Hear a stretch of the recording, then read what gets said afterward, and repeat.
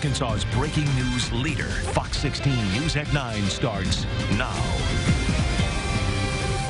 Breaking news out of Dumas, where Arkansas State Police confirm as many as 10 people have been shot at a car show. Thanks for joining us on Fox 16 News at 9. I'm Troy Lynch, and we have our Mitch McCoy here in studio with the latest. Mitch, we actually have our Andrew Epperson live at the scene right now. We're going to check in with him. Andrew, do you have anything new, and who have you talked to? To Memorial Hospital, and then we also have a child being taken to Arkansas Children's Hospital. So. Yeah. It's crazy. Obviously, we're going to give you updates. Mitch, thank you so much for coming. That car show was Hoodnick. It's supposed to be a joyous occasion, but make sure you check in. We have a crew on the way to the scene as we speak. We're going to hear from them as soon as they arrive. Mitch McCoy with the latest. Mitch, thanks so much. And make sure you keep up with him on Twitter and other forms of social media, and keep updated on our website, fox16.com as well. But we're going to move on to North Little Rock as a family and friends of a slain 14-year-old gather for a vigil in his honor. Jalen Moore loved basketball and his family. He lost his life this week before he had a chance to really even live. Our Andrew Epperson has more. That's a little bit later on. Troy? Cool. Thanks so much, Pat. Hey, a trip to the Sweet 16 is on the line for the Arkansas Razorbacks. They're in Buffalo right now, taking on New Mexico State. Our very talented Alyssa Orange is live in Buffalo. And Alyssa, man, it was a slow first half, but the Hogs at least picked it up a little bit.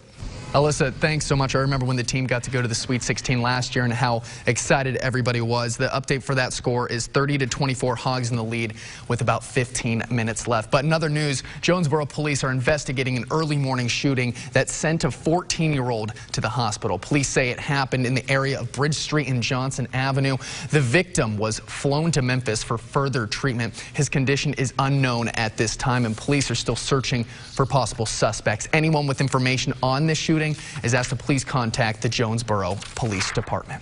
Thanks, Chad. And we got a fascinating story out of Alabama. The wood of several treasured oak trees damaged by a hurricane was given to local artist, and reporter Darwin Singleton shows us what was exactly made.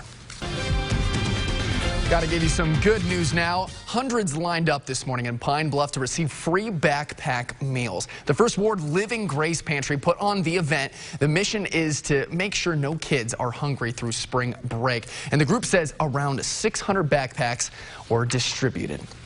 And city leaders gathered together at noon today for a groundbreaking at Western Hills Park. The mayor and city directors joined people from the Western Hills neighborhood to officially start construction on a new playground. This is part of the $1.6 million worth of improvements that are being made to the park, which is located a short distance from the intersection of Colonel Glenn and Barrow Roads. The city of Little Rock bought the property in the 1990s. Funding for the improvements comes from a measure passed by Little Rock voters back in 2011, along with matching federal funds from a National Park Service grant. Fighting expanding into western Ukraine as Russia continues their slow push into cities in the south and the east. The latest on the war in Ukraine, that's coming up.